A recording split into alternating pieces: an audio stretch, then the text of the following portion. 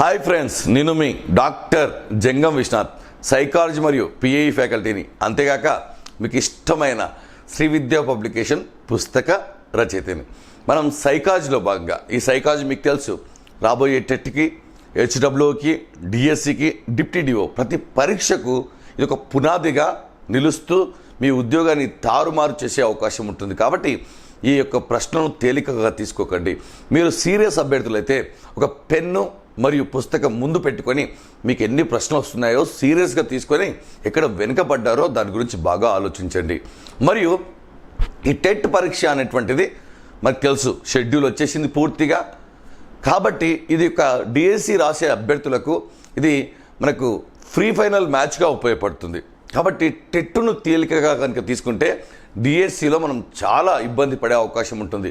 కాబట్టి ఇది ఒక ఫైనల్ మ్యాచ్గా తీసుకోండి, ఎందుకంటే దీన్ని నెగ్లెక్ట్ చేయకండి. దీంట్లో మార్కులు వస్తే ఆ మార్కులు అనేటువంటి డిఎస్సిలో కలుస్తాయి. ఇది ఒక మినీ డిఎస్సిగా మనకు ఉపయోగపడుతుంది. మరియు హెచ్డబ్ల్యూఓ ఇది ఉద్యోగానికి సంబంధించింది. చాలామంది పరీక్షలు రాస్తున్నారు, వారి యొక్క ర్యాంకులు కూడా మనము టెలిగ్రామ్ గ్రూప్లో ఇస్తున్నాం. మరి ఇంకా మీరు పరీక్షలు రాయకపోతే మరి ఇంకెప్పుడు రాస్తారు, ఇంకెప్పుడు ప్రాక్టీస్ చేస్తారు, మరి ఎక్కడ లోపాలు ఉన్నాయో తెలుసుకుంటారు. మీకోసం ఉచితంగా మేము మళ్ళీ గ్రాండ్ టెస్టులు పెడతాం. కాబట్టి దయచేసి ఇంకా ఎవరైనా కోర్సు తీసుకోకపోతే క్లాసులు విన్న తర్వాతనే పరీక్షలు రాయండి, ఎందుకంటే కాన్ఫిడెన్స్ కోల్పోతారు. మేము విపరీతమైన రద్దీ దృష్ట్యా 1000 మంది అభ్యర్థుల యొక్క ర్యాంకులు మాత్రమే ప్రకటిస్తున్నాం. కాబట్టి ఆ 1000 మందిలో మీరు ఒక్క పరీక్షలోనైనా ఉండాలి.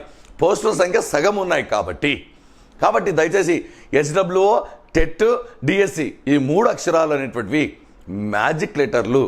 కాబట్టి దయచేసి వీటిని నెగ్లెక్ట్ చేయకండి. హెచ్డబ్ల్యూఓ అనేటువంటిది ఖచ్చితంగా అది ఉద్యోగానికి సంబంధించింది. టైం లేదని కొందరు, టైం ఉన్నా చాలా ఉందని కొందరు టైం వేస్ట్ చేస్తున్నారు. కాబట్టి ఈ నిర్లక్ష్యం పనికిరాదు. టైం వస్తే టైం ఉండదు అనే విషయాన్ని మీకు పదే పదే హెచ్చరిస్తున్నాను. మరియు ఇంకా చాలామంది ఎలా ఎగ్జామ్ రాయాలి, సిలబస్ ఏమిటి హెచ్డబ్ల్యూకి సంబంధించి, కాబట్టి దాన్ని దృష్టిలో పెట్టుకొని ఒక్కసారి చూడండి జాగ్రత్తగా. ఇక్కడ చూస్తే ఇది హెచ్డబ్ల్యూ కోర్స్, పూర్తిగా క్లాసెస్ ఉంటాయి. వినని వాళ్ళు వినాలి, ఎందుకంటే అనేక సబ్జెక్టుల కలయిక. కాబట్టి ఒకసారి వింటేనే మ్యాథ్స్ ఉంటుంది, ఫిలాసఫీ ఉంటుంది, రకరకాల సబ్జెక్టులు. వినకపోతే మీకు కాన్సెప్ట్ అర్థం కాదు, ఎలా గుర్తుపెట్టుకోవాలో తెలియదు, ప్రశ్న ఎలా చేయాలో తెలియదు. కాబట్టి సింపుల్గా హెచ్డబ్ల్యూఓ పేపర్ 2 ఫ్రీ సెక్షన్ వైజ్ టెస్టులు. ఇక్కడ చాప్టర్ 1, చాప్టర్ 2 ఆల్రెడీ టెస్ట్ ఉన్నాయి, మీరు ఎప్పుడైనా రాసుకోవచ్చు. కాకపోతే కోర్స్ కొన్న వాళ్ళు మాత్రం కింద సపరేట్గా ఫోల్డర్ ఉంటుంది, వారు ఎన్నిసార్లు అయినా రాసుకోవచ్చు. మీరు పరీక్ష రాసిన వెంటనే వ్యూ సొల్యూషన్ చూసుకోండి, మీకు ఎన్ని మార్కులు వచ్చాయి. మరియు సిలబస్ ఇవన్నీ కూడా మన యాప్లో పెట్టాం, టెలిగ్రామ్ గ్రూప్లో పెట్టాం. మరి చాలామందికి తెలుసు, ఇది చాలామంది విద్యార్థులు ఇంకా సైకాలజీలో ప్రాక్టీస్ బిట్స్ చేయాలి, గ్రిప్ తెచ్చుకోవాలి సబ్జెక్ట్ పైన. అంటే మనకు సైకాలజీ సంబంధించిన కోర్సు ఉంది, మరియు విద్యా దృక్పథాల కోర్సు. తర్వాత ఆంధ్రప్రదేశ్ వారికి 2 సబ్జెక్టులు, విద్యా దృక్పథాలు, సైకాలజీ. మరియు టెస్ట్ సిరీస్ చాలామంది ఫాలో అవుతున్నారు చూడండి, ఎందుకంటే ఆల్రెడీ వాళ్ళు చాలామంది ఫాలో అవుతున్నారంటేనే మీకు అర్థం చేసుకోవాలి ఏంటయ్యా అంటే ఎక్కువ ప్రశ్నలు సాధిస్తున్నారు వాళ్ళు. మరి మీరు ఏ స్థానంలో ఉన్నారు? కాబట్టి ప్రశ్నలు అనేటువంటిది చాలా చాలా ఇంపార్టెంట్. అందరూ పరీక్షలు ఉచితంగా రాయండి. హెచ్డబ్ల్యూ వారు, టెట్ వీళ్ళందరూ కూడా ఫాలో కండి. నెక్స్ట్ విద్యా దృక్పథాలు టెస్టులను కూడా అద్భుతంగా ఎక్స్ప్లెయిన్ చేయబోతున్నాను, మరియు ఎలా గుర్తుపెట్టుకోవాలో కూడా చెప్పబోతున్నాం. క్లాసులు తీసుకోండి, వినండి, టైం ఉంది. మరి ఇప్పుడు నాతో పాటుగా మీరు ప్రశ్నలు చేస్తున్నారు వేగంగా. చూడండి, మొదటి ప్రశ్న మనం నిర్వచనంతో ప్రారంభిస్తున్నాం. అందరూ నెగ్లెక్ట్ చేస్తారు, చేయనివ్వండి, కాంపిటీషన్ కూడా తక్కువ అవుతుంది. వ్యక్తిలోని సాంఘిక సర్దుబాటును విశదపరిచే పరిపూర్ణమైన వ్యవస్థ మూర్తిమత్వం అన్నది ఎవరు? ప్రశ్నను బాగా చదివి అర్థం చేసుకోండి. మరి దానికంటే ముందుగా మీరందరూ కూడా గుర్తుపెట్టుకోవాలి, ప్రశ్నను చివరి వరకు చదవాలి, 100% చివరి వరకు చదవాలి. మరి సాంఘిక సర్దుబాటును విశదపరిచే అన్నప్పుడు సిగ్మండ్ ఫ్రాయిడ్, డాల్టన్, డేషియల్, బర్జెస్, మరి ఈ ఇద్దరు కూడా మనకు మూర్తిమత్వం పైన నిర్వచనం ఇచ్చారు. మరి డేషియల్, బర్జెస్ అంటే ఒక సమాజంలో, ఒక వ్యక్తి సమాజంలో పాత్రను, హోదాను నిర్ణయించేదే మూర్తిమత్వము అన్నాడు. మరి బర్జెస్ అంటే బడ్జెట్ బాగా ఉంటే సమాజంలో అతని యొక్క పాత్ర, హోదా బాగా ఉంటుంది. ఈ విధంగా గుర్తుపెట్టుకోవాలి. కాబట్టి ఇక్కడ అడిగినటువంటిది సాంఘిక సర్దుబాటు, కాబట్టి ఇది కాదు. మరి డేషియల్ అంటే ఆన్సర్ కరెక్ట్. డేషియల్ అంటే ఎలా గుర్తుపెట్టుకోవాలి అంటే డేషియల్ అంటే సోషల్, సోషల్ అంటే సాంఘిక, సింపుల్. మరి రెండో ప్రశ్న, రోజాకు పరీక్ష ముందు రోజు జ్వరం వచ్చింది పాపం. దానికి కారణమైన గ్రంథి. పరీక్షకు బాగా చదివింది, రోజాకు రోజు రాలేదు జ్వరం. పరీక్ష ముందు రోజు రిజల్ట్ వచ్చే రోజు ఆమెకు జ్వరం వస్తుంది, టెన్షన్ పడుతుంది. ఎలా చదవాలి, ఎలా రాస్తాను, పేపర్ ఎలా వస్తుంది, ఇవన్నీ ఎవరికి టెన్షన్స్ వస్తాయంటే సగం సగం చదివిన వారికి, ఒక ప్లానింగ్ లేని వారికి, ఎక్కువ క్లాసులు, ఎక్కువ పుస్తకాలు, ఎక్కువ కన్ఫ్యూజన్, ఎక్కువ మంది మాటలు విన్నవారు ఇలా ఇలా భయపడుతుంటారు. కాబట్టి ఎవరైతే కూర్చొని పర్ఫెక్ట్గా మెటీరియల్ పెట్టుకొని చదువుతారో వారికి భయమే ఉండదు. రోజాకు పరీక్ష ముందు రోజు జ్వరం వచ్చింది, దానికి కారణమైన గ్రంథి ఏది? మరి వ్యక్తి ఉద్వేగాలకు కారణమైన గ్రంథి ఏది అని దీని యొక్క ప్రశ్న. మరి పిట్యూటరీ గ్రంథి, దీనే పీయూష గ్రంథి. ఇది మెదడులో మధ్య భాగంలో ఉంటుంది, బఠాని గింజ ఆకారంలో. ఇవి వ్యక్తి ప్రజ్ఞావంతుడా కాదా అని నిర్ణయించే గ్రంథి. మరియు దీని శ్రావకం ఎక్కువైతే జైగాంటిజం, తక్కువైతే డ్వార్ఫిజం రుగ్మతలు వస్తాయి. కాబట్టి ఇది కాదు ఆన్సర్. అవటు గ్రంథి థైరాయిడ్, పార్శ్వ అవటు గ్రంథి పారాథైరాయిడ్, ఈ రెండు కాదు. మరి ఇదే ఆన్సర్ అధిక గ్రంథి. దీన్ని అడ్రినలిన్ గ్రంథి అంటారు. Fight or flight or fight, fight or flight, పోరాడమా పలాయనం, చిత్తగించడమా అనే సామ్యత కనిపించే గ్రంథి అధిక గ్రంథి. ఇది మూత్రపిండాలపై పసు పచ్చని వర్ణంలో ఉండి వ్యక్తి ఉద్వేగాలకు కారణమవుతుంది. కాబట్టి ఈ గ్రంథి రోజాకు కారణమైంది. ఇది అధిక గ్రంథి ఆన్సర్. మూడో ప్రశ్న, కక్కలేక మింగలేక అనే సామెత ఏ సంఘర్షణ? సంఘర్షణ. కక్కలేక మింగలేక, చేత కాదు చావు రాదు, ముందు నొయ్యి వెనక గొయ్యి, ఇలాంటి సామెతల్లో గుర్తుపెట్టుకోవాలి ఎగ్జామ్లో ఇచ్చినప్పుడు. మరి ఏంటి దీని యొక్క అర్థం? సింపుల్గా కక్కలేక మింగలేక అంటే రెండు నెగిటివే. ముందు నొయ్యి వెనక గొయ్యి రెండు నెగిటివే. చేత కాదు చావు రాదు అని ముందు, వెనక చేత కాదు చావు రాదు, కక్కలేక మింగలేక అన్నప్పుడు రెండు నెగిటివే. కాబట్టి ఇది ఏ సంఘర్షణ? సింపుల్గా రెండు నెగిటివ్ ఉన్నప్పుడు సింపుల్గా ఏం తెలియకుండానే పరిహార. సింపుల్. కానిస్టేబుల్ ఉద్యోగం రానిదే మంచి అయింది, వస్తే దూర ప్రాంతాలకు బస్సులో ప్రయాణించడం, వరుసగా ఎంపీ ఎలక్షన్, స్థానిక సంస్థల ఎలక్షన్, సర్పంచుల ఎలక్షన్ డ్యూటీలు, ఎండలో తిరగడం వల్ల తన ఆరోగ్యం పాడేది అని మాట్లాడి సర్దుకుపోతున్నాడు, సమర్థించుకుంటున్నాడు. జాబ్ రాదనే విషయాన్ని ఇతరులు కామెంట్ చేయరాదని అతడు ఈ రక్షక తంత్రాన్ని ఉపయోగిస్తున్నాడు.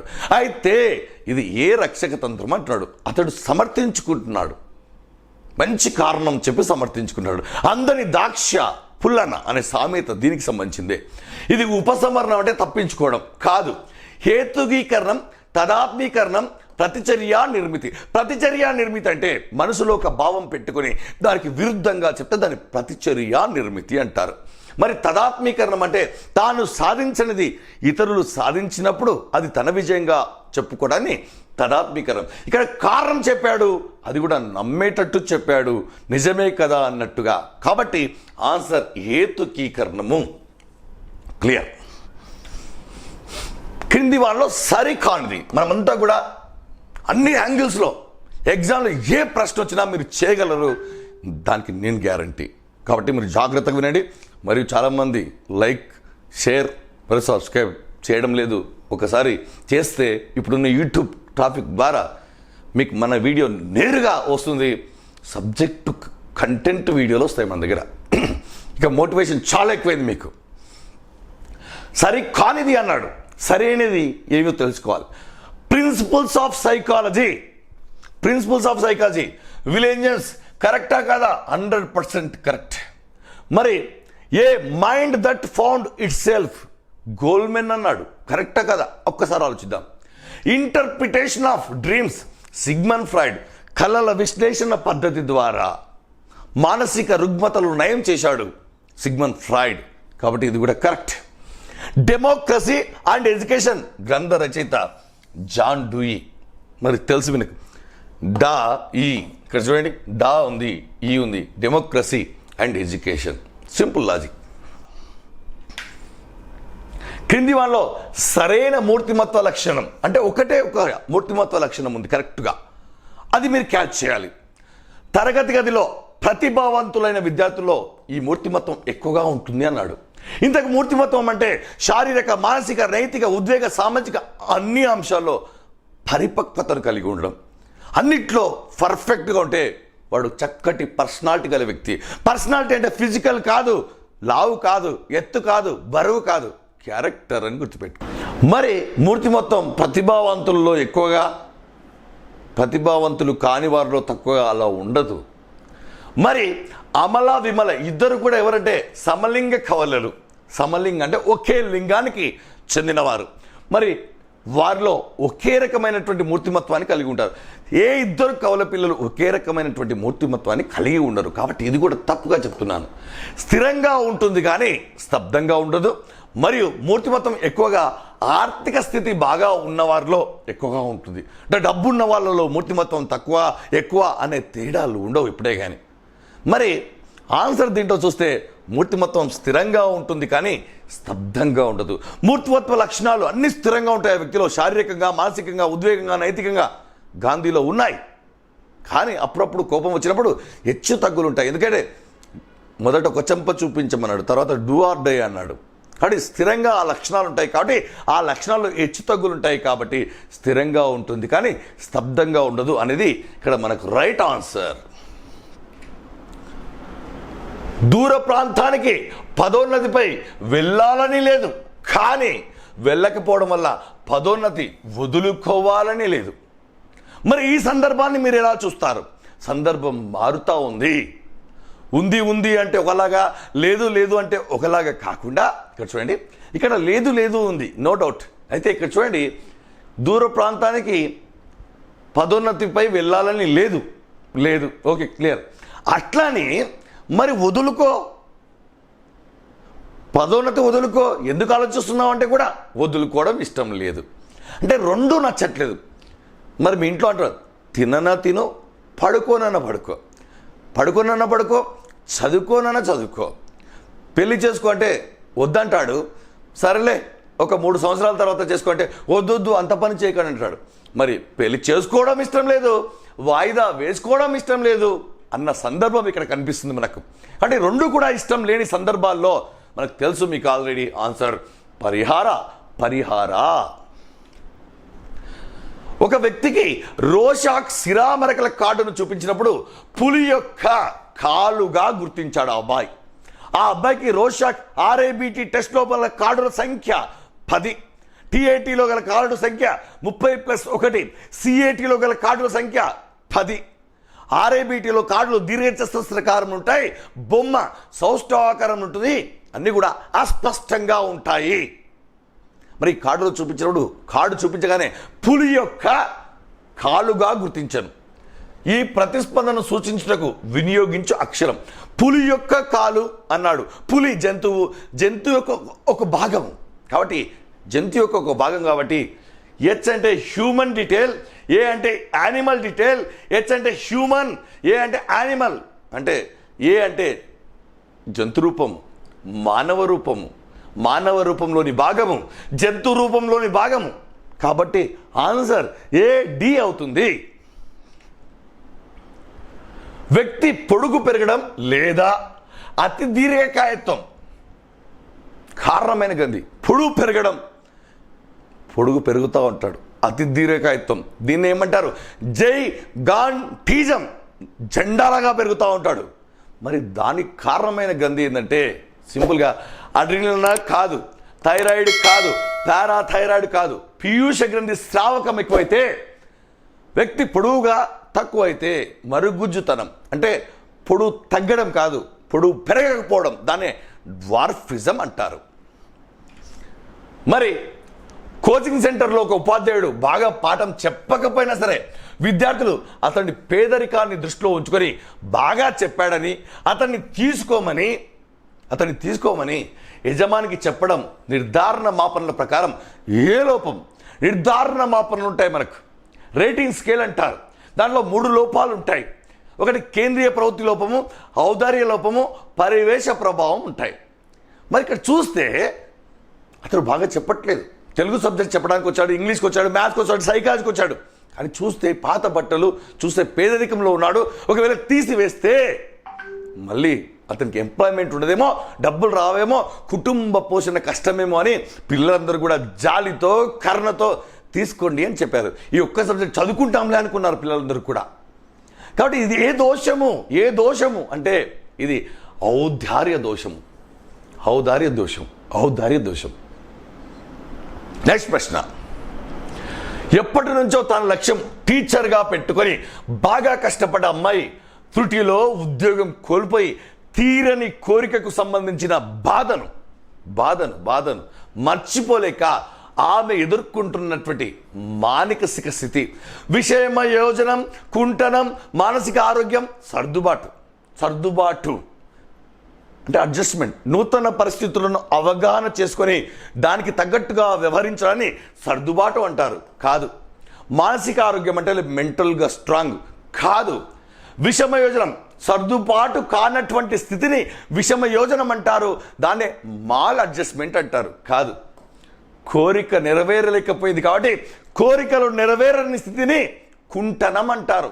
ఆమె అనుభవిస్తున్నటువంటి మానసిక స్థితి కుంఠనం, ఫ్రస్ట్రేషన్ ఇంగ్లీష్లో. కాబట్టి ఆన్సర్ కుంఠనం. నెక్స్ట్ ప్రశ్న. సీత అనే ఉపాధ్యాయురాలు ప్రతిరోజు బడికి వెళ్ళే ముందు సిలిండర్ని ఆఫ్ చేశానా లేదా అనే భయంతో పదే వంటగదిలోకి వెళ్ళి చూసుకుంటుంది. అంతేకాక తాళం వేసి కూడా పదే లాగి మరీ చూసుకుంటుంది. అయితే ఎంఎంపిఐ అంటే తెలుసు, మిన్నోసోటా మల్టీబేసిక్ పర్సనాలిటీ ఇన్వెంటరీ అంటే మీకు తెలుసు. హతవే మరియు మెకన్లీలు 10 రకాల రుగ్మతలను కనుగొంటారు. రుగ్మతలను 550 కార్డులు చూపించి, ఇవన్నీ కూడా నెగిటివ్ లక్షణాలు. అయితే ఆమె పదే లాగి చూసుకోవడం, సిలిండర్ ఆఫ్ చేసినా ఆన్ చేసినా చివరికి మళ్ళీ ఆన్ చేసిపోవడం, లాగి దాన్ని లూజ్ చేసి తాళం తెరిచిపోవడం, ఇటువంటి నెగిటివ్ పనులు చేస్తున్నామే. మరి ఇది ఏ రుగ్మత? హిస్టీరియా అంటే అనవసరమైనటువంటి పనులు తలపై వేసుకోవడం, నేను చేస్తాను అని. ఇది కాదు. పారానోయియా, ప్రతి చిన్నదానికి అనుమానం, పాత రోగం పారానోయియా. స్క్రిజోఫీనియా, ఆధారం లేని ఊహలు చేయడం. టెట్ పోస్ట్ పోన్ జరుగుతుంది, టెట్ క్యాన్సల్ అవుతుంది, డిఎస్ జరగదు, ఎగ్జామ్లో పోస్ట్ పోన్ అవుతుంది. ఆధారం లేని ఊహలు. మరి ఇక్కడ పదే అనుమానంగా చేస్తూ ఉంటే దాన్ని సైకోస్థనియా అంటారు. ఇది రుగ్మత. నెక్స్ట్ ప్రశ్న. మా ఇంటికి వస్తే ఏం తెస్తావు, మీ ఇంటికి వస్తే ఏమిస్తావు అని ఆశించే ధోరణి కలవారు స్ప్రెంజర్ ప్రకారం, మూర్తిమత్వ సిద్ధాంతంలో స్ప్రెంజర్ ప్రకారం ఏ వర్గం? స్ప్రెంజర్ ప్రకారం మనకు తెలుసు 6 రకాలు ఉంటాయి. దానికి కోడ్ కూడా ఇవ్వడం జరిగింది. పొలిటికల్ అంటే రాజకీయ, సౌందర్య విలువలు, సాంఘిక విలువలు కలవారు, సైద్ధాంతిక విలువలు కలవారు, ఆర్థిక విలువలు కలవారు, మత విలువలు కలవారు. వీళ్ళు ఇక్కడ చూసే కమర్షియల్ యాంగిల్ ఉంది. ఎప్పుడు కూడా నాకేంటి అన్న ధోరణి ఉంది. కాబట్టి ఇతని ప్రకారం సాంఘిక విలువలు కాదు, రాజకీయ విలువలు కాదు, సౌందర్య విలువలు కాదు, ఆన్సర్ ఆర్థిక విలువలు. ఇతని ప్రకారం 6 రకాల వ్యక్తులు ఉంటారు. నెక్స్ట్ ప్రశ్న. విద్యార్థులు యూట్యూబ్లో టెట్ డిఎస్కి సంబంధించిన వీడియోలు వెతికేటప్పుడు అనేక వీడియోలు వస్తాయి, సైకాలజీ పర్స్పెక్టివ్ సంబంధించి. ఇట్లా క్లాసు వింటారు. ఈయన మనకు సెట్ కావట్లే, ఈయన ఎక్కువ మాట్లాడుతుండు, పాఠం చెప్పట్లేదు, ఈయన తన గురించి తాను చెప్పుకుంటున్నాడు, ఈయన పాఠం అర్థం కావట్లేదు, క్లారిటీ లేదు అని ఏం చేస్తారంటే అతడి బోధన విన కొన్ని నిమిషాలకే ఇతడు బాగా చెప్పడు, మనకు అర్థం కాదు అని నిర్ధారించుకొని వేరే వీడియోలను చూడడం, వెతకడం మొదలు పెడతారు. అంటే చూడగానే ఒక నిర్ధారణకు వచ్చారు. ఇది నిర్ధారణల ప్రకారం ఏ లోపం? నిర్ధారణ మాపనల ప్రకారం ఏ లోపం? కేంద్రీయ ప్రవృత్తి లోపం కాదు, ఔదార్య లోపం కానే కాదు, నిర్ణయ లోపం కాదు, పరివేశ ప్రభావం.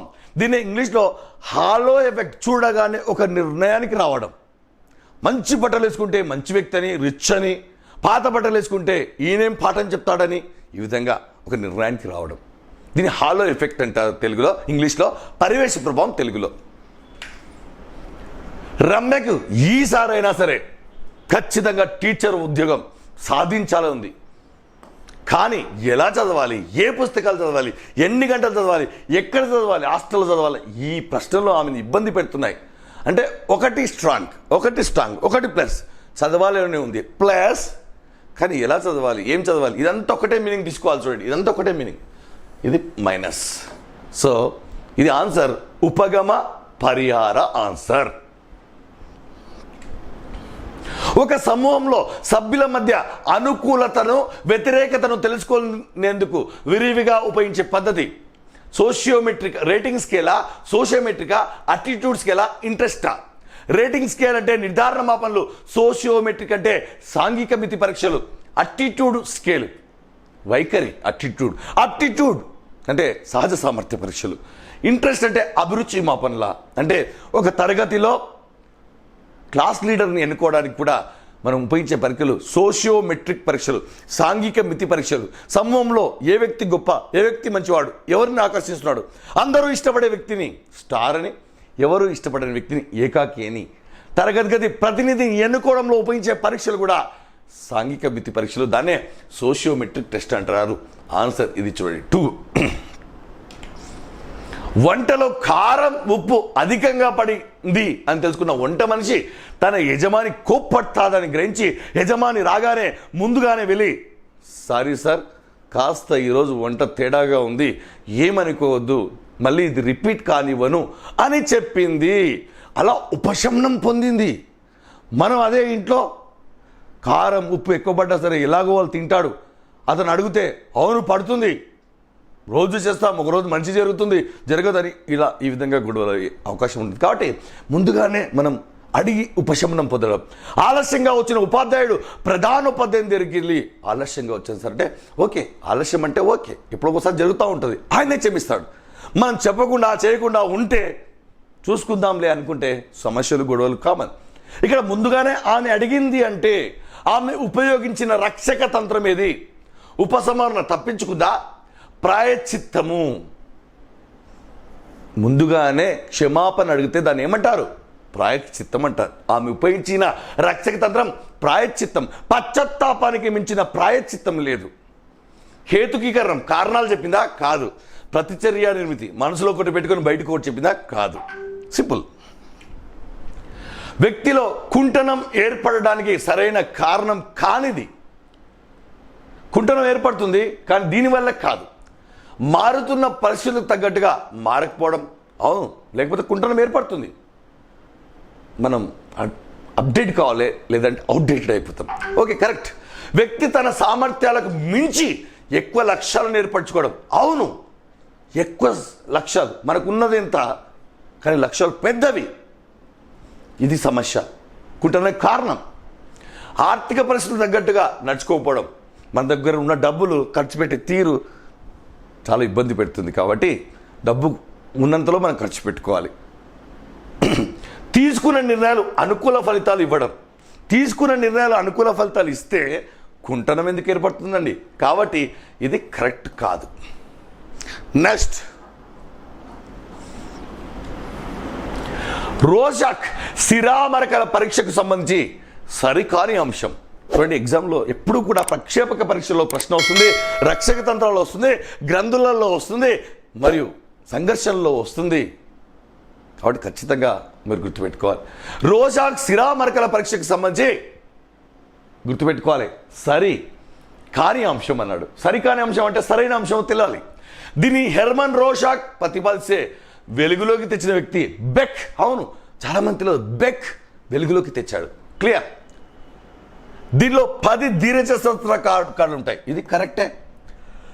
W, capital D, small D మరియు ఎస్ అనే ఉపాంశాలు విషయము అనే భాగంలో ఉంటాయి. ఆగుదాం. నెక్స్ట్, హెచ్డి అనగా మానవ రూపంలోని భాగం. హెచ్ అంటే హ్యూమన్, డి అంటే హ్యూమన్, మానవ రూపంలోని భాగం. కాబట్టి మరి ఇక్కడ డబ్ల్యూ డిఎస్, డబ్ల్యూ అంటే హోల్, డి అంటే డీటెయిల్, స్మాల్ డి అంటే స్మాల్ డీటెయిల్, ఎస్ అంటే స్పేస్, ఖాళీ ప్రదేశం. ఇవన్నీ కూడా విషయంలో ఉండవండి, కంటెంట్లో ఉండవు, స్థానంలో ఉంటాయి, లొకేషన్లో ఉంటాయి. మరి విషయంలో మనకు తెలుసు NaOH అనే కోడ్ గుర్తుపెట్టుకున్నాం. కాబట్టి ఇది ఆన్సర్ మనకు స్థానం తప్పుగా ఉన్నది ఇది. ఇవి మనకు ప్రశ్నలు అని గుర్తుపెట్టుకోవాలి. మీరందరూ కూడా మన ఛానల్ని సబ్స్క్రైబ్ చేసుకోండి. ఖచ్చితంగా కంటెంట్ వీడియోలు, ఇలాంటి ప్రశ్నలు, విద్యా దృక్పథాలు, హెచ్డబ్ల్యూ అన్నీ కూడా రాబోతున్నాయి. కాబట్టి దయచేసి మీరందరూ కూడా సబ్స్క్రైబ్ చేసుకోండి. ఖచ్చితంగా పరీక్షలు రాయండి మన యాప్లో ఉచితంగా. యాప్ లింక్ కింద డిస్క్రిప్షన్లో ఉంది.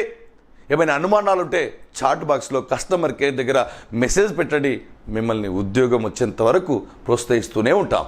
All the best.